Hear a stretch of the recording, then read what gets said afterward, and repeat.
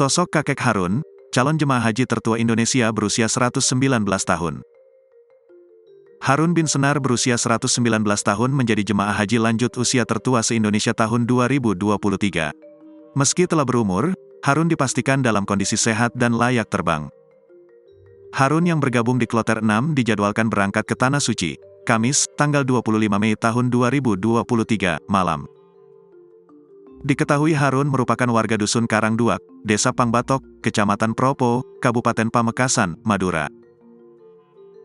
Meski sudah menginjak usia 1 abad, kakek berusia 119 tahun itu masih sehat.